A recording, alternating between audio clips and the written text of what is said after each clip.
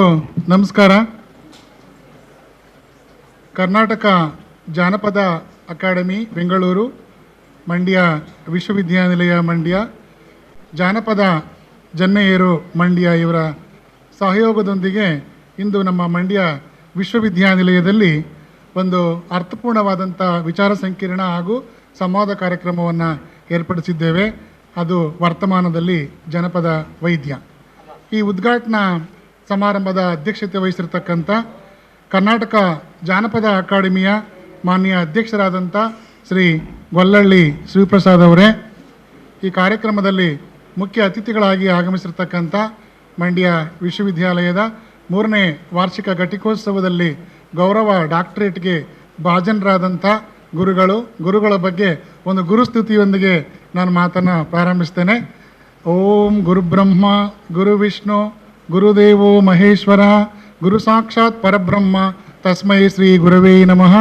ಬ್ರಹ್ಮಾನಂದಂ ಪರಮಸುಖದಂ ಕೇವಲಂ ಜ್ಞಾನಮೂರ್ತಿಂ ದ್ವಂದ್ವಾತೀತಂ ಗಗನಸದೃಶಂ ತತ್ವಮಶ್ಯಾದಿಲಕ್ಷಿತಂ ಏಕಂ ನಿತ್ಯಂ ವಿಮಲಮಚಲಂ ಸರ್ವದೀ ಸಾಕ್ಷಿಭೂತಂ ಭಾವಾತೀತಂ ತ್ರಿಗುಣರಹಿತಂ ಸದ್ಗುರು ತನ್ನಮಾಮಿ. ಅಖಂಡಮಂಡಲಾಕಾರಂ ವ್ಯಾಪ್ತಂ ಏನ ಚರಾಚರಂ ತತ್ವದಂ ದರ್ಶಿತಂ ಯೋಗಂ ತಸ್ಮೈ ಶ್ರೀ ಡಾಕ್ಟರ್ ಜಯಪ್ರಕಾಶ ಗೌಡ ಗುರುವೇ ನಮಃ.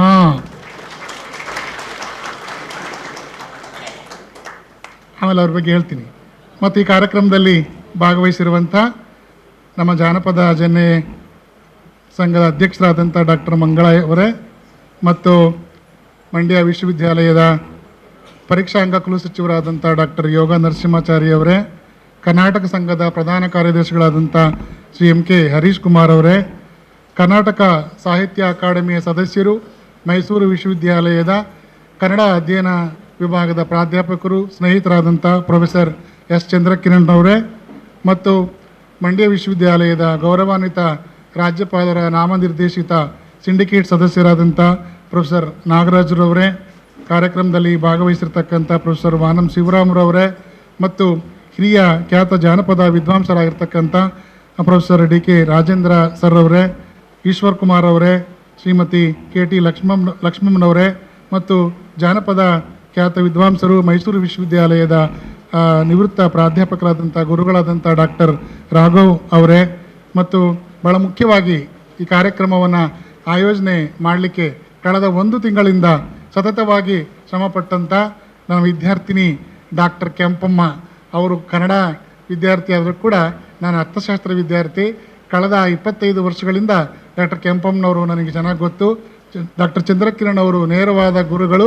ಅವ್ರಿಗೆ ನಾನು ನೇರವಾದ ಗುರು ಆಗದೇ ಇದ್ದರೂ ಕೂಡ ನಾನು ಅರ್ಥಶಾಸ್ತ್ರ ಆದರೂ ಕೂಡ ಕನ್ನಡ ಸಾಹಿತ್ಯದ ಬಗ್ಗೆ ನನಗೆ ಭಾಳಷ್ಟು ಅದು ಒಲವಿತ್ತು. ಹಾಗಾಗಿ ಸ್ನಾತಕೋತ್ತರ ಕೇಂದ್ರ ತೂಬನಕೆರೆಯಲ್ಲಿ ಅರ್ಥಶಾಸ್ತ್ರ ಮತ್ತು ಕನ್ನಡ 2 ವಿಭಾಗಗಳು ಒಂದೇ ಥರ ಕೆಲಸಗಳನ್ನು ಮಾಡ್ತಾಯಿದ್ವು. ಅಂದಿನಿಂದ ಇಂದಿನ ತನಕ ನಾನು ಡಾಕ್ಟರ್ ಕೆಂಪಮ್ಮನವ್ರು ನೋಡ್ತಾ ಇದ್ದೀನಿ. ಅವರು ಭಾಳ ಖುಷಿಯಿಂದ ಬಂದು ಕಾರ್ಯಕ್ರಮ ಮಾಡಬೇಕು ಸರ್ ಅಂತ ಹೇಳಿರು. ಕಾರ್ಯಕ್ರಮ ಮಾಡೋರೇ ಭಾಳ ಕಡಿಮೆ ಈ ಕಾಲದಲ್ಲಿ.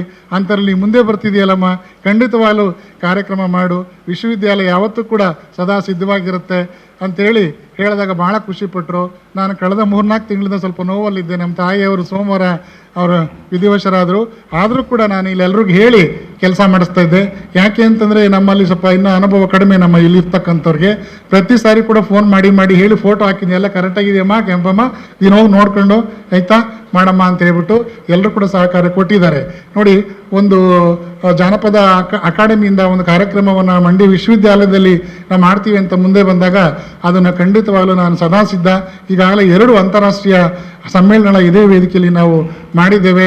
ವಿಶ್ವವಿದ್ಯಾಲಯ ಇರ್ತಕ್ಕಂಥದ್ದು ಇದೇ ರೀತಿ ಚಿಂತನ ಮಂತ್ರಗಳನ್ನು ಮಾಡಲಿಕ್ಕೆ ಖಂಡಿತವಾಗಲೂ ಮಾಡಮ್ಮ, ಅದೇನು ಸಪೋರ್ಟ್ ಮಾಡ್ಬೇಕು ನಾನು ಖಂಡಿತ ಮಾಡ್ತೀನಿ ಅಂತ ಹೇಳಿದೆ. ಡಾಕ್ಟರ್ ಕೆಂಪಮ್ಮನವರು ಒಂದು ಶಕ್ತಿ ಇದ್ದಾಗೆ ಅವರು ಆಯಿತಾ. ಚಿಕ್ಕ ವಯಸ್ಸಿನಲ್ಲೇ ನೋಡಿ ಇಷ್ಟೊಂದು ಸಾಕಷ್ಟು ವೇದಿಕೆಯಲ್ಲಿ ಎಷ್ಟು ಚೆನ್ನಾಗಿ ಮಾತಾಡ್ತಿದ್ರು, ಹಾಡುಗಾರರಾಗಿದ್ದರು, ಭಾಳ ಖುಷಿ ಆಗ್ತಿತ್ತು. ಹಾಡಾಡುವಾಗ ಮಾತ್ರ ನೋಡ್ತಿದ್ದೆ ಸ್ಟೂಡೆಂಟ್ ಆಗಿದ್ದಾಗ. ಆದರೆ ವೇದಿಕೆಯಲ್ಲಿ ಈಗ ನಿಂತು ಮಾತನಾಡೋದು ಇದೇ ಫಸ್ಟ್ ನಾನು ನೋಡಿದ್ದು. ನನಗೆ ನಮ್ಮ ವಿದ್ಯಾರ್ಥಿನಿ ಅಂತ ಹೇಳ್ಕೊಳ್ಳಿಕ್ಕೆ ನನಗೆ ಭಾಳ ಹೆಮ್ಮೆ ಇದೆ. ಡಾಕ್ಟರ್ ಕೆಂಪಮ್ಮನವರೇ ಮತ್ತು ನಮ್ಮ ಕರ್ನಾಟಕ ಜಾನಪದ ಅಕಾಡೆಮಿಯ ರಿಜಿಸ್ಟ್ರಾರ್ ಆದಂಥ ಎನ್ ಅಮೃತರವರೇ ಮತ್ತು ನಮ್ಮ ಎಲ್ಲ ಈ ವಿದ್ಯಾರ್ಥಿಗಳನ್ನು ಸೇರಿಸಲಿಕ್ಕೆ ಕಾರಣೀಭೂತರಾಗಿರ್ತಕ್ಕಂಥ ವಿದ್ಯಾರ್ಥಿ ಪ್ರಿಯ ಡಾಕ್ಟರ್ ದಿಲ್ಶಾದ್ ಬೇಗಮ್ರವರೇ ಮತ್ತು ಲೋಕೇಶ್ ಪಿ ಚಂದಗಾಲ್ರವರೇ. ನೋಡಿದ ಗುರುಗಳಿಗೆ ಇಷ್ಟ ತಾನೇ ಬೇಕಾಗಿರೋದು, ಇನ್ನು ಬೇರೆ ಇನ್ನೇನು ಬೇಕೋ ಅಲ್ವಾ. ಗುರುಗಳು ಅಂದ ತಕ್ಷಣ ಎಷ್ಟು ಚೆನ್ನಾಗಿ ಚಪ್ಪಾಳೆ ಹೊಡೆದ್ರು ಅವರು, ಆಯ್ತಾ. ಯಾಕಂದರೆ ವಿದ್ಯಾರ್ಥಿಗಳು ಸೇರಿಸೋದಿದೆಯಲ್ಲ ಅದು ಭಾಳ ಕಷ್ಟ. ಕಾರ್ಯಕ್ರಮ ಮಾಡಲಿಕ್ಕೆ ತುಂಬ ಕಷ್ಟಪಡ್ತೀವಿ, ಆದರೆ ಪ್ರೇಕ್ಷಕರು ಇರೋದಿಲ್ಲ ಎಷ್ಟೋ ಸಂದರ್ಭದಲ್ಲಿ. ಅಲ್ಲಿ ಎದ್ದೋಗ್ತಿದ್ರು, ಮೇಡಮ್ ಹೋದ ತಕ್ಷಣ ಎಲ್ಲ ಕೂತ್ಕೊಂಡ್ರು.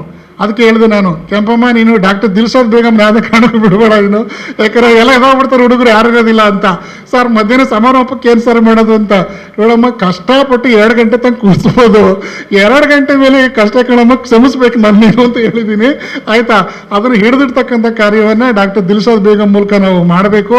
ದಯಮಾಡಿ ವಿದ್ಯಾರ್ಥಿಗಳು ನಿಮ್ಮ ಕಾರ್ಯಕ್ರಮ ನೀವೆಲ್ಲರೂ ಹಿರಿ ಅಂತ ಹೇಳ್ತಾ, ಮತ್ತು ನಮ್ಮ ಕರ್ನಾಟಕ ಸಂಘದ ಕಾರ್ಯದರ್ಶಿ ಆದಂಥ ಲೋಕೇಶ್ ಬಿ ಚಂದ್ಗಾಲ್ರವರೇ, ಜಾನಪದ ಜನ್ನೆಯರ ಉಪಾಧ್ಯಕ್ಷರಾದಂಥ ಜಿ ಉಷಾಮಂಡ್ರವರೇ, ನಮ್ಮ ಅಕಾಡೆಮಿ ಎಲ್ಲ ಸರ್ವ ಸದಸ್ಯರೇ ಮತ್ತು ಎಲ್ಲ ಸೇರಿರ್ತಕ್ಕಂಥ ವಿದ್ವಾಂಸರೇ, ವಿದ್ಯಾರ್ಥಿನಿಯರೇ, ಮಂಡ್ಯ ವಿಶ್ವವಿದ್ಯಾಲಯದ ಎಲ್ಲ ಪ್ರಾಧ್ಯಾಪಕರೇ ಮತ್ತು ಮಾಧ್ಯಮದ ಮಿತ್ರರೇ, ಇದು ವರ್ತಮಾನದಲ್ಲಿ ಜನಪದ ವೈದ್ಯ ಒಂದು ಅರ್ಥಪೂರ್ಣವಾಗಿರ್ತಕ್ಕಂಥ ಒಂದು ಕಾರ್ಯಕ್ರಮ. ನಾನು ಕೂಡ ಅತ್ಯಂತ ಹಿಂದುಳಿದ ಪ್ರದೇಶದ, ಗುಡ್ಡಗಾಡು ಪ್ರದೇಶದ, ಗ್ರಾಮೀಣ ಭಾಗದಿಂದ ಬಂದಂಥವನು. ನಂದು ತುಮಕೂರು ಜಿಲ್ಲೆಯ ಪಾವಗಡ ತಾಲೂಕು.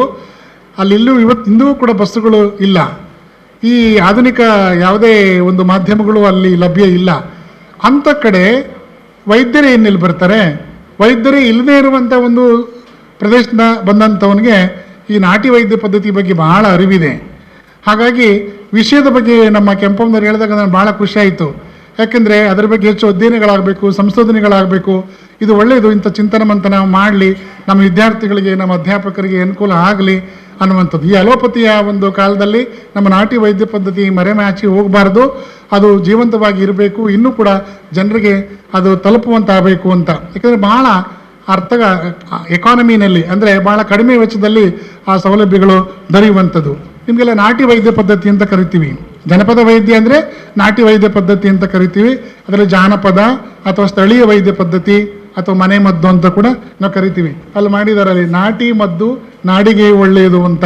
ಆಯಿತಾ, ನಾಟಿ ಮದ್ದು ನಾಡಿಗೆ ಮುದ್ದು ಅಂತಲೂ ನಾವು ಕರಿಬೋದು. ಆಯಿತಾ, ಇಂದಿಗೂ ಕೂಡ ಈಗಾಗಲೇ ಕೆಂಪಮ್ಮನವ್ರು ಮಾತನಾಡ್ತಾ ಹೇಳಿರು ಯಾವ್ಯಾವ ರೀತಿ ಸಾಂಪ್ರದಾಯಿಕವಾಗಿ ನಮ್ಮ ಗ್ರಾಮೀಣ ಭಾಗದಲ್ಲಿ ಔಷಧಿ ಪದ್ಧತಿಯನ್ನು ಬಳಸ್ತಾ ಇದ್ದಾರೆ ಅಂತ, ಮನಮದ್ದಾಗಿ ಬಳಸ್ತಾ ಇದ್ದಾರೆ ಅನ್ನುವಂಥದ್ದು. ಅಂದರೆ ಪ್ರಕೃತಿ ದತ್ತವಾದಂಥ ವಸ್ತುಗಳನ್ನು ಬಳಸ್ಕೊಂಡು ರೋಗಗಳನ್ನು ಗುಣಪಡಿಸುವ ಒಂದು ವಿಧಾನ ಇಂದಿಗೂ ಕೂಡ ಇದೆ. ಅದಕ್ಕೆ ನಮ್ಮೂರುಗಳಲ್ಲೆಲ್ಲ ಕೂಡ ಈ ರೀತಿ ಹೇಳ್ತದ್ದು ಉಂಟು. ಅಲರ್ಜಿ ಇದೆಯೇ ಅಂದಾಗ ಅಮೃತ ಬಳ್ಳಿ ಕಷಾಯ ಸೇವಿಸಿ ಅಂತ ಹೇಳೋರು. ಅದೇ ರೀತಿ ಹೃದಯ ದೌರ್ಬಲ್ಯವೇ ಅಂತಂದಾಗ ಸೋರೆಕಾಯಿ ರಸ ಸೇವಿಸಿ ಅಂತ ಹೇಳುವಂಥದ್ದು. ಹಾಗೆ ರಕ್ತ ದೋಷವೇ ಅಂತ ಏನಾದ್ರು ಪ್ರಶ್ನೆ ಬಂದಾಗ ಅಥವಾ ಕೇಳಿದಾಗ ಕೇಸರಿ ಹಾಲನ್ನು ಸೇವಿಸಿ ಅಂತ ನಮ್ಮ ಅಜ್ಜಿ ತಾತಂದ್ರೆ ಹೇಳುವಂಥದ್ದು. ಅದೇ ರೀತಿ ದುರ್ಗಂಧವೇ ಅಂದಾಗ ಹೆಸರು ಇಟ್ಟು ಸ್ನಾನ ಮಾಡಿಸಿ ಅಂತ ಹೇಳುವಂಥದ್ದು.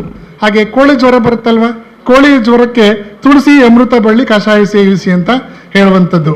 ಹಾಗೆ ಕಾಲಲ್ಲಿ ಏನಾದರೂ ಈ ಅಣೆ ಆಗ್ತಿತ್ತಲ್ಲ, ಗೊತ್ತಿದ್ದಿಲ್ಲ ನಿಮಗೆಲ್ಲ, ಆ ಅಣೆ ಇದ್ರೇನಾಗುತ್ತಂದ್ರೆ ಉತ್ತರಾಯಣಿ ಸೊಪ್ಪು ಕಟ್ಟ್ರಿ ಅಂತ ಹೇಳೋರು. ಅದು ಕಟ್ಟಿದ ತಕ್ಷಣ ಅದೆಲ್ಲ ವಾಸಿ ಆಗ್ತಕ್ಕಂಥದ್ದು. ಹಾಗೆ ಮೊಣಕಾಲು ನೋವು ಇವತ್ತು ಕೂಡ ಇದೆ. ಮೊಣಕಾಲು ನೋವು ಎಲ್ಲ ಕಡೆ ಆರ್ಥೋಪೆಡಿಕ್ ಎಲ್ಲ ಹೋಗಿ ತೋರಿಸ್ತಾರೆ, ಎಷ್ಟೋ ಸಂದರ್ಭಗಳಲ್ಲಿ ಇದು ವಾಸಿ ಆಗಲ್ಲ. ಆವಾಗ ಮೊಣಕಾಲು ನೋವಿದ್ದಾಗ ನಿತ್ಯ ವಜ್ರಾಸನವನ್ನು ಮಾಡಬೇಕು ಅಂತ ಹೇಳುವಂಥದ್ದು. ಹಾಗೆ ಸಂಕಟ ಆಗುತ್ತಲ್ಲ, ತುಂಬ ಸಂಕಟ ಆಗುತ್ತೆ ಅಂತ ಹೇಳ್ತಾರಲ್ವ, ಅಂಥ ಸಂದರ್ಭದಲ್ಲಿ ಎಳ್ನೀರನ್ನು ಸೇವಿಸಿ ಎನ್ನುವಂಥದ್ದು. ಮತ್ತು ಮಗು ಹಾಸಿಗೆಯಲ್ಲಿ ಏನಾದ್ರು ಮೂತ್ರ ಜಾಸ್ತಿ ಮಾಡ್ತಾ ಇದೆ ಅಂತಂದಾಗ ಅದಕ್ಕೆ ನಿತ್ಯ ಜೇನು ಕೊಡಿ ಅಂತೇಳಿ ಹೇಳುವಂಥದ್ದು. ಹಾಗೆ ಜಲಶುದ್ಧಿ ಮಾಡಬೇಕೆ ಅಂತಂದಾಗ ತಾಮ್ರದ ಪಾತ್ರೆಯಲ್ಲಿ ನೀರು ಹಾಕಿ ಅದರಲ್ಲಿ ತುಳಸಿ ಎಲೆ ಹಾಕ್ರಿ ಅಂತೇಳಿ ಹೇಳುವಂಥದ್ದನ್ನು ನಾವು ಕಂಡಿದ್ದೀವಿ. ಹಾಗಾಗಿ ಇಂಥ ಎಲ್ಲ ಪ್ರಮುಖವಾಗಿರ್ತಕ್ಕಂಥ ವಿಷಯಗಳ ಬಗ್ಗೆ ಈ ಒಂದು ವಿಚಾರ ಸಂಕಿರಣದಲ್ಲಿ ಚರ್ಚೆ ಆಗುತ್ತೆ. ನಮ್ಮ ನಾಟಿ ವೈದ್ಯರು ಬಂದಿದ್ದಾರೆ, ನಿಮಗೆಲ್ಲ ಉಪಯುಕ್ತ ವಿದ್ಯಾರ್ಥಿಗಳು ಎದ್ದೋಗ್ಬಿಡಿ ದಯವಿಟ್ಟು, ಎಲ್ಲ ಕೂಡ ನೀವು ಕೇಳಿಸ್ಕೊಳ್ಳಿ. ಈಗ ಮನೆ ಮದ್ದು ಭಾಳ ಮುಖ್ಯ. ಎಷ್ಟೋ ಸಾರಿ ನಮ್ಮ ಅತ್ಯಂತ ಹಿಂದುಳಿದ ಸಮಾಜಕ್ಕೆ, ಆರ್ಥಿಕವಾಗಿ ಹಿಂದುಳಿದ ಸಮುದಾಯಗಳಿಗೆ ಇದು ಭಾಳ ಮುಖ್ಯ. ದುಡ್ಡು ಇರೋದಿಲ್ಲ, ಕೂಲಿ ನಾಲಿ ಮಾಡಿ ಜೀವನ ಮಾಡಿಸುವಂಥವ್ರಿಗೆ ಡಾಕ್ಟರ್ ಹತ್ರ ಹೋಗಿ ತೋರಿಸ್ಕೊಳ್ಳೋಕೆ ಆಗೋದಿಲ್ಲ. ಅಂಥ ಸಂದರ್ಭದಲ್ಲಿ ನೀವು ಪ್ರಾಥಮಿಕವಾಗಿ ಚಿಕಿತ್ಸೆ ಮಾಡಬೇಕು ಅಂದಾಗ ಮನೆ ಮದ್ದೆ ಭಾಳ ಮುಖ್ಯವಾದ್ದು. ಇನ್ನು ಈ ಗ್ಯಾಸ್ಟ್ರಿಕ್ಕು ಎಲ್ಲ ಬಂದಾಗ ಗ್ಯಾಸ್ಟ್ರಿಕ್ ಮಾತ್ರೆ ತಗೊಳ್ಳೋದಕ್ಕಿಂತ ಪುದೀನ ಎಲೆಯನ್ನು ಸೇವಿಸಿಬಿಟ್ರೆ ನಮ್ಗೆ ಗ್ಯಾಸ್ಟ್ರಿಕ್ ವಾಸಿ ಆಗುತ್ತೆ. ಅದೇ ರೀತಿ ಜಾಂಡೀಸ್ ಎಲ್ಲ ಬಂದಾಗ ಆಯಿತಾ ಏನಾಗುತ್ತೆ, ನೆಲನೆಲ್ಲಿಕಾಯಿ ಅದನ್ನು ಉಪಯೋಗಿಸ್ಬಿಟ್ರೆ ಜಾಂಡೀಸ್ ಕಡಿಮೆ ಆಗುವಂಥದ್ದು. ಇನ್ನು ಶುಗರ್ಗೆ ನೀವೆಲ್ಲ ನೋಡಿದ್ರೆ ಈಗಲೂ ಕೂಡ ಶುಗರ್ಗೆ ಅಮೃತ ಬಳ್ಳಿಯನ್ನು ಬಳಸ್ತಾರೆ. ಆಯ್ತು, ಈಗ ಶುಗರ್ ಮಾತ್ರೆಗೆ ಒಂದ್ಸಲ ನೀವೇನಾದ್ರು ನೀವು ಅಡಿಕ್ಟ್ ಆಗಿಬಿಟ್ರೆ ಶುಗರ್ ಮಾತ್ರೆ ತಗೊಳ್ತಾನೆ ಇರಬೇಕು ಲೈಫ್ ಲಾಂಗು. ಅದಕ್ಕೆ ಶುಗರ್ ಮಾತ್ರೆ ತಗೊಳ್ಳೋದಕ್ಕಿಂತ ನೀವು ಅಮೃತ ಬಳ್ಳಿಯನ್ನು ನೀವು ಸೇವಿಸಿಬಿಟ್ರೆ ಶುಗರ್ ಕಡಿಮೆ ಆಗುತ್ತೆ. ಇನ್ನು ಬಾಯಿ ಹುಣ್ಣು ಬರುತ್ತೆ, ಸಹಜವಾಗಿ ಹೀಟೆಲ್ಲ ಆದಾಗ ಬಾಯಿ ಹುಣ್ಣಾಗುವಂಥದ್ದು, ಅದಕ್ಕೆ ಅಲೋವೆರಾವನ್ನು ಬಳಸಬೇಕು. ಅಲರ್ಜಿ ಆದಾಗ ದೊಡ್ಡಪತ್ರೆ ಎಲೆ ಬರುತ್ತಲ್ಲ, ದೊಡ್ಡಪತ್ರೆ ಎಲೆ, ಅದನ್ನು ನೀವು ಬಳಸಬೇಕು. ಮತ್ತು ನೆನಪಿನ ಶಕ್ತಿ ಏನಾದರೂ ಕಡಿಮೆ ಆಯಿತು, ಜಾಸ್ತಿ ಆಗಬೇಕು ಅಂದಾಗ ಒಂದೆಲಗವನ್ನು ನೀವು ಬಳಸಿ ಅಂತ ನಮ್ಮ ಅಜ್ಜಿ ನಮ್ಮ ತಾತ ಎಲ್ಲರೂ ಕೂಡ ಹೇಳ್ತಾ ಇದ್ರು. ಅದೇ ರೀತಿ ರಕ್ತಹೀನತೆ ಬಂದಾಗ ನುಗ್ಗೆ ಸೊಪ್ಪು ಬಳಸಿ ಅಂತ. ನುಗ್ಗೆಕಾಯಿ, ನುಗ್ಗೆ ಸೊಪ್ಪು ಎಷ್ಟು ಒಳ್ಳೇದು ಗೊತ್ತಾದು. ನುಗ್ಗೆ ಸೊಪ್ಪು ಎಷ್ಟೋ ಜನ ಹುಡುಗರು ತಿನ್ನೋದೇ ಇಲ್ಲ. ಈಗೆಲ್ಲ ನಮ್ಮ ಹುಡುಗರು, ನಮ್ಮ ಮಕ್ಕಳೆಲ್ಲ ಸೊಪ್ಪೇ ತಿನ್ನೋದಿಲ್ಲ ಅವರು ಎಲ್ಲ. ಆಯಿತಾ? ಹೌದೌದು, ಆಯಿತಾ? ನೂಡಲ್ಸು, ಆಯಿತಾ, ಇವೆಲ್ಲ ಇದಕ್ಕೆ ಹೋಗಿದ್ದಾರೆ ಎಲ್ಲ ಬೇಕ್ರಿ ಐಟಮ್ಸ್ಗೆಲ್ಲ. ದಯವಿಟ್ಟು ಅದಕ್ಕೆಲ್ಲ ನೀವು ಹೋಗಬೇಡಿ. ಇನ್ನು ರಕ್ತ ಶುದ್ಧಿ ಆಗ್ಬೇಕಾದ್ರೆ ಒಣಗೊನೆ ಸೊಪ್ಪು ನಮ್ಗೆ ಊಟ ಅದು ಚಿಕ್ಕ ಹುಡುಗರಾಗಿದ್ದಾಗೆಲ್ಲ. ಈಗ ಒಣಗೊನೆ ಸೊಪ್ಪು ಇಲ್ಲ ಸರ್, ರಾಜೇಂದ್ರ ಸರ್, ಒಣಗೊನೆ ಸೊಪ್ಪೇ ಇಲ್ಲ. ಆಯ್ತಾ? ಅವಾಗ ಒಣಗೊನೆ ಸೊಪ್ಪು ತಿಂದರೆ ಹಬ್ಬ ನಮಗೆ. ಆಯ್ತಾ? ಕೆರೆಯಲ್ಲಿ ಹೋಗಿ ಒಣಗೊನೆ ಸೊಪ್ಪು ತಂದುಬಿಟ್ಟು ಅದು ಬೇಯಿಸ್ಬಿಟ್ಟು ಅದು ಪಲ್ಯ ಮಾಡಿ ಕೊಡೋರು ಎಷ್ಟು ಜನ ಇರೋದು ಗೊತ್ತಾ? ರಕ್ತ ಶುದ್ಧಿ ಆಗ್ತಕ್ಕಂಥದ್ದು. ಈ ನೆಗಡಿ ಗಿಡಿ ಎಲ್ಲ ಬಂದರೆ ದೊಡ್ಡಪತ್ರೆ, ತುಳಸಿ ಬರುವಂಥದ್ದು, ಶುಂಠಿ ಕಷಾಯ ಕುಡಿಯುವಂಥದ್ದು, ಈಗೆಲ್ಲ ಇದೆ. ಸೊ ಇವೆಲ್ಲ ನಿಮ್ಗೆ ಗೊತ್ತಿರುವಂಥವೇ, ಆದರೂ ನೀವು ಯಾರೂ ಕೂಡ ಬಳಸಲ್ಲ. ಅದು ಆರ್ಥಿಕ ಮಿತವ್ಯಯ ಆಗುವಂಥದ್ದು, ಇದು ಒಳ್ಳೆಯದು ಕೂಡ. ಆಯಿತಾ? ಈ ಇಂಗ್ಲೀಷ್ ಮೆಡಿಸಿನ್ಗಿಂತ ಈ ನಾಟಿ ವೈದ್ಯ ಪದ್ಧತಿ ಬಹಳ ಮುಖ್ಯವಾದ್ದು. ಇನ್ನು ಸಾಮಾನ್ಯವಾಗಿ ನಾಟಿ ವೈದ್ಯ ಪದ್ಧತಿಯಲ್ಲಿ ನಾವು 4 ವಿಧವಾದಂಥ ಚಿಕಿತ್ಸೆಗಳನ್ನು ನಾವು ಕಾಣ್ತೇವೆ. ಒಂದನೇದು ಮೂಲಿಕೆ ಚಿಕಿತ್ಸೆ ಅಂತ, ಎರಡನೇದು ಆಹಾರ ಚಿಕಿತ್ಸೆ ಅಂತ, ಮೂರನೇದು ಮಾನಸಿಕ ಚಿಕಿತ್ಸೆ ಅಂತ, ನಾಲ್ಕನೇದು ಶಾರೀರಿಕ ಚಿಕಿತ್ಸೆ ಅಂತ ನಾವು ಕರಿತೀವಿ. ಇದ್ರ ಬಗ್ಗೆ ಸಾಕಷ್ಟು ಅವ್ರು ಹೇಳ್ತಾರೆ. ನಾನು ಅರ್ಥಶಾಸ್ತ್ರದ ಪ್ರಾಧ್ಯಾಪಕ ಆದರೂ ಕೂಡ, ಆಯಿತಾ, ನನಗೆ ಈ ತತ್ವಶಾಸ್ತ್ರದಲ್ಲಿ, ವಚನ ಸಾಹಿತ್ಯದಲ್ಲಿ ಮತ್ತು ಈ ನಾನು ಹಳ್ಳಿಯವನೇ ಆಗಿರೋದ್ರಿಂದ ಇವುಗಳ ಬಗ್ಗೆ ಸ್ವಲ್ಪ ಅರಿವಿರೋದ್ರಿಂದ ನಾನು ಮಾತಾಡ್ತಿದ್ದೀನಿ ಅಷ್ಟೇ. ಅದರಲ್ಲಿ ಹೆಚ್ಚು ಆಳ ಇದ್ದೇನಿಲ್ಲ. ನಮ್ಮದೆಲ್ಲ ದುಡ್ಡು ಲೆಕ್ಕಾಚಾರ ಹಾಕೋದು ಎಕನಾಮಿಕ್ಸ್ ಅಂದರೆ ಅಲ್ವಾ. ಹಣಕಾಸು ಎಷ್ಟು ಬರುತ್ತೆ, how to earn, how to spend, how to save ಅಂತ. ಅಂದರೆ ಗಳಿಕೆ, ಬಳಕೆ, ಉಳಿಕೆ, ಈ ಮೂರು ನಮ್ದು ಅರ್ಥಶಾಸ್ತ್ರದಲ್ಲಿ ಪಾಠ ಮಾಡೋದು ಇಷ್ಟನೇ. ಆದರೆ ಇದು ಕೂಡ ಅರ್ಥಶಾಸ್ತ್ರವೇ. ಎಕನಾಮಿಕ್ಸ್ ಆಫ್ ಹೆಲ್ತ್ ಅಂತ ನಾವು ಪಾಠ ಮಾಡ್ತೀವಿ. ಎಕನಾಮಿಕ್ಸ್ ಆಫ್ ಹೆಲ್ತ್ ಅಂದರೆ ಆರೋಗ್ಯ ಸಂಬಂಧಿ ಅರ್ಥಶಾಸ್ತ್ರ ಅಂತ ನಾವು ಕರಿತೀವಿ. ಅಂದರೆ ಕಡಿಮೆ ವೆಚ್ಚದಲ್ಲಿ ನೀವು ಆರೋಗ್ಯವನ್ನು ಹೇಗೆ ಪಡ್ಕೊಳ್ಳೋದು, ಆರೋಗ್ಯ ಸೇವೆಗಳನ್ನು ಹೇಗೆ ಪಡ್ಕೊಳ್ಳೋದು ಅಂತೇಳಿ ನಾವು ಹೊಸ ಸಬ್ಜೆಕ್ಟನ್ನು ನಾವು ಇಂಟ್ರೊಡ್ಯೂಸ್ ಮಾಡಿದ್ವಿ, ಎಕನಾಮಿಕ್ಸ್ ಆಫ್ ಹೆಲ್ತ್ ಅಂತ. ಅದರಲ್ಲೇ ನಮ್ಮ ಈ ನಾಟಿ ವೈದ್ಯ ಪದ್ಧತಿ, ಮನೆಮದ್ದು ಕೂಡ ಬರುವಂಥದ್ದು. ಈ ಮೂಲಿಕೆ ಚಿಕಿತ್ಸೆ ಅಂತಂದರೆ ಗಿಡಮೂಲಿಕೆಗಳನ್ನು ಬಳಸ್ಕೊಂಡು ರೋಗಗಳನ್ನು ಗುಣಪಡಿಸ್ತಕ್ಕದಕ್ಕೆ ನಾವು ಮೂಲಿಕೆ ಚಿಕಿತ್ಸೆ ಅಂತ ಕರಿತೀವಿ. ಇನ್ನು ಆಹಾರ ಪದ್ಧತಿಗಳ ಮೂಲಕ ರೋಗಗಳನ್ನು ಗುಣಪಡಿಸ್ತಕ್ಕಂಥದ್ದು. ಎಂತೆಂಥ ಆಹಾರ ತಿನ್ನೋದಲ್ಲ, ಆಯಿತಾ? ಕರ್ದ ಆಹಾರ ತಿನ್ನೋದ್ರ ಮೂಲಕ ಆರೋಗ್ಯವನ್ನು ಕೆಡಿಸ್ಕೊಳ್ತೀವಿ. ಯಾವ ರೀತಿ ಆಹಾರವನ್ನು ನಾವು ಊಟ ಮಾಡಬೇಕು ಅಂತ. ಈಗ ಗ್ರಾಮೀಣ ಭಾಗದಲ್ಲಿ ನೋಡಿ, ನಮ್ಮ ತಾಯಿ 95 ವರ್ಷ ಇದ್ರು, ಅವ್ರು ಯಾವುದು BP ಶುಗರ್ ಏನೂ ಇರಲೇ ಇಲ್ಲ. ಆಯಿತು? ಈಗ ನಮಗೆಲ್ಲ 20 ವರ್ಷಕ್ಕೆ BP ಶುಗರ್ ಎಲ್ಲ ಕಾಯಿಲೆನೂ ಬಂದುಬಿಡ್ತವೆ. ಆಯಿತು? ಅವ್ರೇನೂ ತಿಂತಾ ಇರಲಿಲ್ಲ. ಮುದ್ದೆ, ರಾಗಿ ಮುದ್ದೆ, ಉಪ್ಸಾರು, ಬಸ್ಸಾರು, ಆಯಿತಾ, ನವಣೆ, ಕೊರಲೆ, ಈ ಥರ ಆರ್ಕ, ಜೋಳ, ಇವೆಲ್ಲ. ಈಗ ಯಾರು ಊಟ ಮಾಡ್ತೀರಿ ನೀವು? ಯಾರು ಊಟ? ಅನ್ನ, ಆಯಿತಾ, ನೂಡಲ್ಸು, ಆಯಿತಾ, ಅವ್ರಿಗೇನು ಬಂದಿದೆಯಲ್ಲಪ್ಪ ಅವೆಲ್ಲ ನಮ್ಗೆ ಗೊತ್ತಿಲ್ಲ. ನಮ್ಮ ಮನೆಗೆಲ್ಲ ನಮ್ಮ ಹುಡುಗರು ಅವೆಲ್ಲ ತರಿಸ್ಕೋತಾರೆ ಈಗ, ಆಯಿತಾ, ಜೊಮ್ಯಾಟೊ ಮೂಲಕ ತರಿಸ್ಕೋತಾರೆ. ಯಾವ ತಗೋಬೇಡಿ, ಆಯಿತಾ, ಅದು ಒಳ್ಳೇದಲ್ಲ, ಆಯಿತಾ. ಈ ರೀತಿ ಊಟಗಳನ್ನು ನೀವು ಮಾಡೋದ್ರಿಂದ ನಿಮ್ಮ ಆರೋಗ್ಯ ವೃದ್ಧಿ ಆಗುತ್ತೆ, ನಿಮ್ಮ ಆಯುಸ್ಸು ಹೆಚ್ಚಾಗುತ್ತೆ. ಇನ್ನು ಮಾನಸಿಕ ಒತ್ತಡ ಅಂತಂದರೆ ಮಾನಸಿಕ ಆತಂಕವನ್ನು ಕಡಿಮೆ ಮಾಡ್ತಕ್ಕಂಥ, ಸಹಾಯ ಮಾಡ್ತಕ್ಕಂಥ ವಿಧಾನಗಳು, ಆಯಿತಾ. ಅವ್ರಿಗೆ ಟೆನ್ಷನ್ ಇರೋದಿಲ್ಲ, ಟೆನ್ಷನ್ ಫ್ರೀ ಇರ್ತಾರೆ ಹಳ್ಳಿಯವರು. ನಮ್ಗೆ ಎಷ್ಟು ಟೆನ್ಷನ್ ಇರ್ತದೆ ಗೊತ್ತಾ? ನಮಗೆಲ್ಲ ಜಾಬಲ್ಲಿ ಇರ್ತಕ್ಕಂಥವ್ರಿಗೆ ಅವ್ರು ಭಾಳ ಕೂಲಾಗಿರ್ತಾರೆ. ಸೊ ಭಾಳ ಕೂಲಾಗಿದ್ದರೆ ನಮ್ಗೆ ಯಾವ BP ಬರೋದಿಲ್ಲ. ಈಗ BP ಭಾಳ ಮುಖ್ಯವಾದಂಥ ಒಂದು ಕಾರಣ ಏನಪ್ಪ ಅಂದರೆ ಟೆನ್ಷನ್ನು, ಆಯಿತಾ. ಟೆನ್ಷನ್ ಫ್ರೀ ಇರಬೇಕು. ಒಳ್ಳೆ ಯೋಗಾಸನಗಳೆಲ್ಲ ಮಾಡ್ಕೊಳ್ಳೋ ಮೂಲಕ ನಾವು ಟೆನ್ಷನ್ ಫ್ರೀ ಇದ್ದರೆ ಯಾವ ಕಾಯಿಲೆನೂ ಬರಲ್ಲ. ಅದನ್ನು ಮಾನಸಿಕ ಚಿಕಿತ್ಸೆ ಅಂತೀವಿ. ಇನ್ನು ಶಾರೀರಿಕ ಚಿಕಿತ್ಸೆ ಅಂತ ಮತ್ತೊಂದಿದೆ. ಅಂದರೆ ದೈಹಿಕ ವ್ಯಾಯಾಮ ಅಥವಾ ಮಸಾಜ್ ಮುಂತಾದ ಚಟುವಟಿಕೆಗಳ ಮೂಲಕ. ಈ ಮಸಾಜ್ ಬಗ್ಗೆ ಒಂದು ಉದಾಹರಣೆ ಹೇಳ್ತೀನಿ. ಇಂಡಿಯಾದಲ್ಲಿ ಅಷ್ಟೊಂದು ಪ್ರಾಮುಖ್ಯತೆ ಪಡ್ಕೊಂಡಿಲ್ಲ, ಆದರೆ ಥೈಲ್ಯಾಂಡ್ನಲ್ಲಿ, ವಿಯೆಟ್ನಾಮಲ್ಲಿ, ಕಾಂಬೋಡಿಯಾದಲ್ಲಿ, ಮಲೇಷ್ಯಾದಲ್ಲಿ ಇದು ಹೆಚ್ಚು ಪ್ರಾಮುಖ್ಯತೆ ಪಡ್ಕೊಂಡಿದೆ. ನಾನೀಗಾಗಲೇ ಎಲ್ಲ ದೇಶಗಳು ನಾನು ಹೋಗಿ ಬಂದಿದ್ದೀನಿ. ಪ್ರತಿ ವರ್ಷ ಒಂದೊಂದು ದೇಶಕ್ಕೆ ಹೋಗ್ತೀನಿ. ಕಳೆದ ವರ್ಷ ಇಲ್ಲಿ ಕುಲಪತಿ ಹಾಕಿಂತ ಮೊದಲು ನಾನು ವಿಯೆಟ್ನಾಮ್ಗೆ ಹೋಗಿದ್ದೆ. ಅಲ್ಲಿ ನೀವು ಎಲ್ಲ ಟ್ರಿಪ್ಪೆಲ್ಲ ಬಂದ ತಕ್ಷಣ, ಸಂಜೆ ಹೋದ ತಕ್ಷಣ ಅವರು ಮಸಾಜ್ ಮಾಡಿಸ್ತಾರೆ. ಅಂದರೆ ಹೆಡ್ ಮಸಾಜು, ಆಯಿತಾ, ಬಾಡಿ ಮಸಾಜು ಅಥವಾ ಕಾಲು ಲೆಗ್ ಮಸಾಜು, ಅದೇ ದೊಡ್ಡ ವೃತ್ತಿ, ಕಮರ್ಷಿಯಲ್ ಅದು, ಆಯಿತಾ. ಆ ಬಾಡಿ ಮಸಾಜು ಅಥವಾ ಹೆಡ್ ಮಸಾಜು, ಈ ಒಂದು ಲೆಗ್ ಮಸಾಜೆಲ್ಲ, ಕಾಲು ಮಸಾಜೆಲ್ಲ ಮಾಡಿಸ್ಕೊಂಡ್ರೆ ಭಾಳ ಆರಾಮಾಗುತ್ತೆ, ಟೆನ್ಷನ್ ಫ್ರೀ ಆಗುತ್ತೆ. ಆಗ ಯಾವ BP ಇರೋದಿಲ್ಲ, ಯಾವ ಶುಗರ್ ಇರೋದಿಲ್ಲ, ಆಯಿತಾ. ಅದನ್ನೇ ನಾವು ಶಾರೀರಿಕ ಚಿಕಿತ್ಸೆ ಅಂತಲೂ ನಾವು ಕರಿತೀವಿ. ಇದು ಸಾಂಪ್ರದಾಯಿಕವಾದ ಜ್ಞಾನ, ಅನುಭವದ ಆಧಾರದ ಮೇಲೆ ಹಳ್ಳಿಗಳಲ್ಲಿ ಅಭಿವೃದ್ಧಿಪಡಿಸೋದನ್ನು ನಾವು ಕಂಡಿದ್ದೇವೆ. ರೋಗಗಳು ಬಂದಾಗ ತಕ್ಷಣ ಗುಣಮುಖರಾಗಬೇಕು ಅನ್ನೋದೇ ಈ ನಾಟಿ ವೈದ್ಯ ಪದ್ಧತಿಯ ಬಹುಮುಖ್ಯವಾದ ಉದ್ದೇಶ. ಇದಕ್ಕೆ ಹೆಚ್ಚು ಇನ್ನೂ ಸಂಶೋಧನೆಗಳು, ಅಧ್ಯಯನಗಳು ಆಗಬೇಕು. ಜಾಗೃತಿ ಮೂಡಿಸುವಂಥ ಅಗತ್ಯತೆ ಬಹಳ ಇದೆ. ಸರ್ಕಾರದ ನಿಟ್ಟಿನಲ್ಲಿ ಇದರ ಬಗ್ಗೆನೇ ಒಂದು ನಿಗಮಗಳನ್ನು ಸ್ಥಾಪನೆ ಮಾಡಬೇಕು.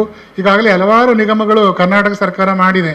ನಾನು ಕೂಡ 2014ರಿಂದ 2018ರವರೆಗೂ ಕರ್ನಾಟಕ ಸರ್ಕಾರದಲ್ಲಿ ರಾಜ್ಯ ಯೋಜನಾ ಆಯೋಗದ ಸದಸ್ಯನಾಗಿ 5 ವರ್ಷ ಕೆಲಸ ಮಾಡಿದ್ದೀನಿ. ಆಗ ಹಲವಾರು ಏನೀಗ ಕಾರ್ಯಕ್ರಮಗಳು ಬಂದಿವೆ, ಇಂದಿರಾ ಕ್ಯಾಂಟೀನ್ ಯೋಜನೆ ಆಗಿರ್ಬೋದು, ಅನ್ನಭಾಗ್ಯ ಯೋಜನೆ ಇವೆಲ್ಲವೂ ಯೋಜನಾ ಆಯೋಗದ ಮೂಲಕವಾಗಿ ಆಗಬೇಕಾಗಿದ್ದು, ಆಗ ಆ ಯೋಜನಾ ಆಯೋಗ ಸದಸ್ಯನಾಗಿ ನಾನು ಕೆಲಸ ಮಾಡಿದ್ದೇನೆ. ಹಲವಾರು ನಿಗಮಗಳು ಆಗಿವೆ. ಸರ್ಕಾರ ಈ ನಿಟ್ಟಿನಲ್ಲಿ ಕ್ರಮ ವಹಿಸಿದರೆ ಒಳ್ಳೆಯದು. ನಮ್ಮ ಕರ್ನಾಟಕ ಜಾನಪದ ಅಕಾಡೆಮಿ ಅಧ್ಯಕ್ಷರಲ್ಲಿ ಇದ್ದಾರೆ, ಸರ್ಕಾರದ ಗಮನಕ್ಕೆ ತಂದು ಇದರ ಬಗ್ಗೆ ಹೆಚ್ಚು ಸಂಶೋಧನೆ ಆಗ್ತಕ್ಕಂಥದ್ದು ಮಾಡಬೇಕು. ವಿಶ್ವವಿದ್ಯಾಲಯದಲ್ಲಿ ಈ ರೀತಿ ಸಂಶೋಧನೆಗಳನ್ನು ಮಾಡಲಿಕ್ಕೆ ಒಂದು ಪ್ರೇರೇಪಣೆ ಕೊಡಬೇಕು. ಮಂಡ್ಯ ವಿಶ್ವವಿದ್ಯಾಲಯ ಈಗ ಅಂಬೆಗಾಲು ಇಡ್ತಾ ಇದೆ. ಈಗ ನಿಮ್ಮೆಲ್ಲರ ಸಹಕಾರ ಬೇಕು. ಈಗ ನಮಗೆ ಮಂಡ್ಯ ವಿಶ್ವವಿದ್ಯಾಲಯ 3ನೇ ಘಟಿಕೋತ್ಸವದ ಕಾರ್ಯಕ್ರಮದಲ್ಲಿ ನಾವು ಒಬ್ಬ ಅತ್ಯುತ್ತಮ ವ್ಯಕ್ತಿಗೆ ಗುರುತಿಸಿ ನಾವು ಆನರಿ ಡಾಕ್ಟರ್ ಕೊಡಬೇಕು ಅಂತ ನಾವು ತೀರ್ಮಾನ ಮಾಡಿದ್ದೀವಿ. ಆದರೆ ನಮ್ಮ ಕೈಲಿಲ್ಲ, ಅದು ಗವರ್ನರ್ ಕೈಲಿರುತ್ತೆ. ಆದರೆ ನಾನು ಮೊದಲೇ ಹೋಗಿ ಗವರ್ನರ್ ಆಫೀಸರ್ ಕೇಳ್ಕೊಂಡಿದ್ದು ಇಷ್ಟೇ, ಆಯಿತಾ, ನಮ್ಮ ಮಂಡ್ಯ ಜಿಲ್ಲೆಯಲ್ಲಿ ಮಂಡ್ಯ ಜಿಲ್ಲೆಯ ಉಳಿವಿಗಾಗಿ ಹೋರಾಟ ಮಾಡ್ತಕ್ಕಂಥವ್ರು ಮತ್ತು ಸಾಹಿತ್ಯ ಕ್ಷೇತ್ರದಲ್ಲಿ, ಜನಪದ ಕ್ಷೇತ್ರದಲ್ಲಿ ಹೆಚ್ಚು ತಮ್ಮನ್ನು ತಾವು ತೊಡಗಿಸ್ಕೊಂಡಿರ್ತಕ್ಕಂಥವ್ರಿಗೆ ನೀವು ಖಂಡಿತ ಕೊಡಲೇಬೇಕು. ಅದು ಡಾಕ್ಟರ್ ಜಯಪ್ರಕಾಶ್ ಗೌಡರಿಗೆ ಅಂತ ಖಂಡಿತವಾಗ್ಲೂ ಒಪ್ಪಿ ಅವ್ರಿಗೆ ಕೊಟ್ಟರು. ಅದರಿಂದ ನಮ್ಮ ಮಂಡ್ಯ ವಿಶ್ವವಿದ್ಯಾಲಯದ ಹಿರಿಮೆ ಗರಿಮೆ ಹೆಚ್ಚಾಗಿದೆ ಅಂತ ನಾನಾದರೂ ಕೂಡ ಭಾವಿಸ್ತೇನೆ. ಅವ್ರಿಗೆ ಹೆಸರು ಲಿಸ್ಟ್ ಬಂದಾಗ 12ನೇ ತಾರೀಕು ಸಂಜೆ ಬಂತು, 14ನೇ ತಾರೀಕು ಕಾನ್ವೊಕೇಶನು, 12ನೇ ತಾರೀಕು ಸಂಜೆ ಬಂತು. ನಾನು ಫಸ್ಟ್ ನೋಡಿದ್ದೆ ಸರ್ ಹೆಸರು ಇದೆಯಲ್ಲಪ್ಪ ಅಂತ. ನಾಗರಾಜ್ ಗೌಡ್ರು ಇಲ್ಲೇ ಇದ್ದಾರೆ, ನಮ್ಮ ಸಿಂಡಿಕೇಟ್ ಸದಸ್ಯರು. ನಾವರಿಬ್ಬರು ಹೋಗಿದ್ವಿ ಗವರ್ನರ್ ಆಫೀಸ್ಗೆ, ಆಯಿತಾ.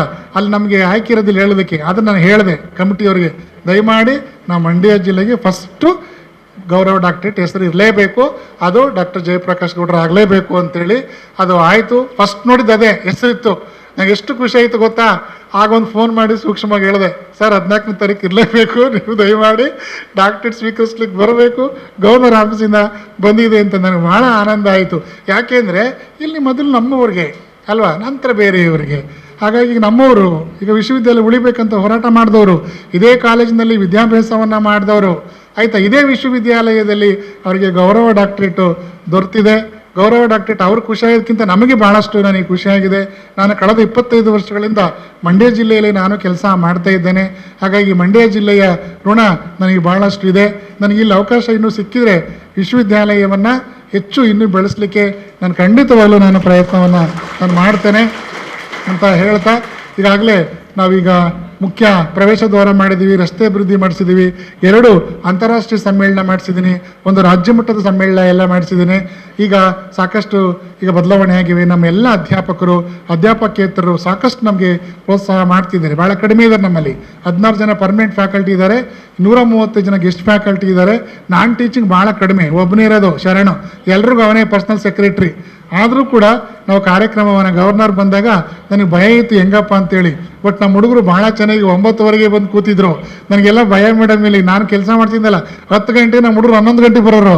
ಅದಕ್ಕೆ ನಾನು 13ನೇ ತಾರೀಕು ಕರೆದು ನಮ್ಮ ONR ಯೋಗ ನರಸಿಂಹಾಚಾರ್ಯರು ಇಲ್ಲೆಲ್ಲ ಟ್ರೈನ್ ಅಪ್ ಮಾಡಿ ಹುಡುಗರಿಗೆ ಕರೆಕ್ಟಾಗಿ 9ವರೆಗೆ ಬರ್ಬೇಕಂತ ಎಲ್ಲರೂ ಬಂದರು, ಕರೆಕ್ಟಾಗಿ ಕೂತಿದ್ರು. ಗವರ್ನರ್ ಭಾಳ ಖುಷಿಪಟ್ಟರು. ನನಗೊಂದೊಂದು ಭಯ ಇತ್ತು, ಗವರ್ನರ್ ಬರೋದ್ರಿಂದ ಹೆಂಗಾಗುತ್ತಪ್ಪ, ಹುಡುಗರು ಲೇಟಾಗಿ ಬಂದುಬಿಟ್ರೆ ಹೇಗೆ ಮಾಡೋದಂತ. ಭಾಳ ಚೆನ್ನಾಗಿ 9:10 ಗಂಟೆ ಒಳಗೆ ಎಲ್ಲರೂ ಕೂತಿದ್ರು, ಆಯಿತಾ. ಗವರ್ನರ್ ತುಂಬ ಖುಷಿಪಟ್ಟರು, ಎಲ್ಲೂ ಗೊಂದಲ ಆಗಲಿಲ್ಲ, ಆಯಿತಾ. ನಾನು ಅವ್ರ ಗವರ್ನರ್ಗೆ ಹೇಳಿದೆ, ನಾವು ತುಂಬ ಕಡಿಮೆ ಸ್ಟಾಫ್ ಇದೆ ಸರ್, ಅದು ಎಲ್ಲರೂ ಕೂಡ ಔಟ್ಸೋರ್ಸು, ಇಲ್ಲಿ ಯಾರು ಕೂಡ ಪರ್ಮನೆಂಟ್ ಇಲ್ಲ. ರಿಜಿಸ್ಟ್ರಾರು ಇನ್ಚಾರ್ಜು, ನಾನು ಇನ್ಚಾರ್ಜು, ರಿಜಿಸ್ಟ್ರಾರ್ ಇವ್ಯಾಲ್ಯೂಷನ್ ಇನ್ಚಾರ್ಜು, ಎಲ್ಲರೂ ಕೂಡ ಇಲ್ಲಿ ಔಟ್ಸೋರ್ಸಿಂಗ್ನವರೇ. ಆದರೆ ಈ ಕಾರ್ಯಕ್ರಮ ಮಾಡಿದ್ದೀವಿ. 1 ಗಂಟೆ 10 ನಿಮಿಷ ಕೊಟ್ಟಿದ್ದರು, ನಾವು 1 ಗಂಟೆ ಕರೆಕ್ಟಾಗಿ ಮುಗಿಸಿದ್ವಿ ಕಾನ್ವೊಕೇಶನ್ ಕಾರ್ಯಕ್ರಮ. ಭಾಳ ಖುಷಿಪಟ್ಟು ಅಲ್ಲಿಂದ ಮತ್ತೆ ಅವರೆಲ್ಲರೂ ಕೂಡ ನನಗೆ ಫೋನ್ ಮಾಡಿ ಹೇಳಿದರು. ಅದೆಲ್ಲವೂ ಸಾಧ್ಯ ಆಗೋದು ಕೇವಲ ಒಬ್ರಿಗಲ್ಲ, ಎಲ್ಲರಿಂದ. ನಾವೆಲ್ಲರೂ ಕೂಡ ಒಂದಾಗಿ ಇದು ನಮ್ಮ ವಿಶ್ವವಿದ್ಯಾಲಯ, ನಾವು ಬೆಳೆಸಬೇಕು ಅಂತ ಯಾವತ್ತು ಮನಸ್ಸು ಬರುತ್ತೆ ಆ ಖಂಡಿತವಾಗ್ಲೂ ಬೆಳೆಸಲಿಕ್ಕೆ ಸಾಧ್ಯ ಆಗ್ತದೆ. ಇದು ಅದೃಷ್ಟವಶಾತ್ತು ಇಲ್ಲೂ ಕೂಡ ಕ್ಯಾಂಪಸ್ 32 ಎಕರೆಯಲ್ಲಿದೆ, ಅಲ್ಲಿ 100 ಎಕರೆ ತೂಬಿನಕೆರೆ ಸ್ನಾತಕೋತ್ತರ ಕೇಂದ್ರದಲ್ಲಿ ಇದೆ. ಈಗ ಅದನ್ನು ಅಭಿವೃದ್ಧಿ ನಾವು ಮಾಡ್ತಾಯಿದ್ದೀವಿ. ನಿಮ್ಮೆಲ್ಲರ ಸಹಕಾರ ಮುಖ್ಯ. ಇಂಥ ಕಾರ್ಯಕ್ರಮಗಳನ್ನು ಹೆಚ್ಚೆಚ್ಚು ನಾವು ಮಾಡಬೇಕು. ನಮ್ಮ ಕೆಂಪಮ್ಮನವರಿಗೆ ಮೊದಲನೇದಾಗಿ ಮಂಡ್ಯ ವಿಶ್ವವಿದ್ಯಾಲಯದ ಪರವಾಗಿ ತುಂಬು ಹೃದಯದ ಧನ್ಯವಾದಗಳನ್ನು ಅರ್ಪಿಸ್ತೇನೆ. ಯಾಕೆ ಅಂತಂದರೆ ಅವರು ಈ ಕಾರ್ಯಕ್ರಮ ಮಾಡಲಿಕ್ಕೆ ಮುಂದೆ ಬಂದಂಥವರು. ಇನ್ನೂ ಕೂಡ ಬೇರೆ ಬೇರೆ ನಮ್ಮ ಚಂದ್ರಕಿರಣ್ ಅವರು ಇದ್ದಾರೆ, ಅವರು ಕರ್ನಾಟಕ ಸಾಹಿತ್ಯ ಅಕಾಡೆಮಿಯ ಸದಸ್ಯರು ಕೂಡ ಹೌದು. ಅವರು ಅದನ್ನು ಸಹೋದ್ಯೋಗಿ ಮಂಡ್ಯ ಸ್ನಾತಕೋತ್ತರ ಕೇಂದ್ರ ತೂಬಿನಕೆರೆ ಕ್ಯಾಂಪಸ್ಸಲ್ಲಿ ಇಲ್ಲಿ ಸಾಹಿತ್ಯ ಅಕಾಡೆಮಿ ಮೂಲಕ ಕೂಡ ಒಂದು ಕಾರ್ಯಕ್ರಮವನ್ನು ಮಾಡುವಂತೆ ಆಗಲಿ ಅವ್ರಿಗೆ ಹೇಳಿದೆ. ಆಯಿತು ಸರ್, ಖಂಡಿತವಾಗಲೂ ಒಂದು ಕಾರ್ಯಕ್ರಮ ಮಾಡೋಣ ಅಂತಂದರು. ಅದಕ್ಕಿಂತ ಮುಖ್ಯವಾಗಿ ವಿದ್ಯಾರ್ಥಿಗಳಲ್ಲಿ ಒಂದು ಮನವಿ, ನೀವೆಲ್ಲರೂ ಕೂಡ ಸಕ್ರಿಯವಾಗಿ ನೀವು ಭಾಗವಹಿಸಬೇಕು. ಇದು ನಿಮ್ಮ ಕಾರ್ಯಕ್ರಮ. ನಾವು ಭಾಳ ಸಕ್ರಿಯವಾಗಿ ಭಾಗವಹಿಸಿದ್ದಕ್ಕೆ ಇವತ್ತು ನಾನು ನಿಮ್ಮ ಮುಂದೆ ಕುಲಪತಿಯಾಗಿ ನಿಂತಿದ್ದೇನೆ. ಆಯಿತು, ಯಾರೂ ಸಹಾಯ ಮಾಡೋದಿಲ್ಲ. ನಿನ್ನ ಎಲ್ಲ ಏಳು ಬೀಳುಗಳಿಗೆ ನೀವೇ ಕಾರಣವರ್ತಿ, ಯಾರೂ ಅಲ್ಲ. ಅವ್ರು ಸಹಾಯ ಮಾಡ್ತಾರೆ, ಇವ್ರು ಸಹಾಯ ಯಾರೂ ಸಹಾಯ ಮಾಡಲ್ಲ. ನಾವಿಲ್ಲಿ ನೀವು ಮಾರ್ಗದರ್ಶನ ಹೇಳ್ತಾ ಇದ್ದೀವಿ. ನಮಗೆ ಭಾಳ ಕಡಿಮೆ ಹೇಳೋರು. ಇವತ್ತು ನಾವು ಹೇಳ್ತಾ ಇದ್ದೀವಿ, ನೀವು ಕೇಳಿಸ್ಕೊಳ್ಳೋ ಸ್ಥಿತಿಯಲ್ಲಿ ಇಲ್ಲ ಅಂದರೆ ಅದು ನಾವೇನು ಮಾಡಲಿಕ್ಕಾಗಲ್ಲ. ನೀವು ನಿಮ್ಮ ಎಲ್ಲ ಏಳು ಬೀಳಿಗೆ ನೀವು ಜವಾಬ್ದಾರರಾಗ್ತೀರಿ. ಇಲ್ಲಿ ಕೂತ್ಕೊಂಡ್ರೆ ಎಂತೆಂಥ ವೈದ್ಯರೆಲ್ಲ ಬಂದಿದ್ದಾರೆ, ಜನಪದ ವಿದ್ವಾಂಸರು ಬಂದಿದ್ದಾರೆ. ಅವ್ರ ಮಾತುಗಳೆಲ್ಲ ಕೇಳೋ ಮೂಲಕ ನಿಮ್ಮ ಜ್ಞಾನವನ್ನು ವಿಕಸಿತ ಮಾಡಿಕೊಳ್ಳುವಂತೆ ಆಗಲಿ ಅಂತ ನಾನು ಹೇಳ್ತಾ ಈ ಕಾರ್ಯಕ್ರಮ ಯಶಸ್ವಿ ಆಗಲಿ. ಈ ಕಾರ್ಯಕ್ರಮ ಮತ್ತೊಮ್ಮೆ ಬೇರೆ ಬೇರೆ ವಿಷಯಗಳ ಮೂಲಕ ನಡೆಯುವಂತಾಗಲಿ. ಸದಾ ಮಂಡ್ಯ ವಿಶ್ವವಿದ್ಯಾಲಯ ಸಿದ್ಧ ಅಂತ ಹೇಳ್ತಾ